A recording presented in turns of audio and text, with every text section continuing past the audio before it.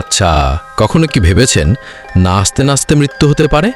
হ্যাঁ, শুনতে অবিশ্বাস্য লাগলেও ফ্রান্সের স্ট্রাসবার্গ শহরে একদিন শত শত মানুষ রাস্তায় নামলো আর পাগলের মতো নাচতে নাচতে মৃত্যুর কোলে ঢলে পড়ল।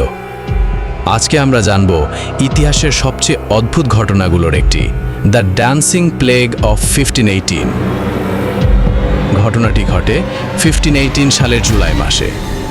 একজন নারী, ফ্রাউ ট্রফিয়া, হঠাৎ রাস্তায় দাঁড়িয়ে অদ্ভুত ভঙ্গিতে নাচতে শুরু করেন। কোনো বাদ্যযন্ত্র নেই, কোনো উৎসব নেই, তবুও তিনি ঘন্টার পর ঘন্টা থেমে না থেকে নাচতে থাকলেন। প্রথমে মানুষ ভেবেছিল তিনি হয়তো মজা করছেন, কিন্তু কয়েকদিন পর তার সাথে আরও অনেকে যোগ দিল। শত শত মানুষ পাগলের মতো রাস্তায় নাচতে লাগলো। কেউ থামতে পারছিল না। তারা দিনের পর দিন নাচতে থাকলো, যতক্ষণ না ক্লান্ত হয়ে মাটিতে লুটিয়ে পড়ছে। অনেকে স্ট্রোক, হার্ট অ্যাটাক কিংবা অবসাদে মারা যাচ্ছিল, তবুও নাচ থামছিল না। শহরের কর্তৃপক্ষ ভেবেছিল মিউজিক দিলে হয়তো তারা ক্ষান্ত হবে, কিন্তু তাতে পরিস্থিতি আরও খারাপ হয়ে গেল। আরও বেশি মানুষ নাচের দলে যোগ দিল।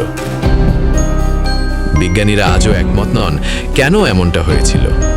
কেউ বলেন এটা ছিল ম্যাস হিস্টেরিয়া, মানে মানসিক চাপে মানুষ পাগলের মতো নাচছিল।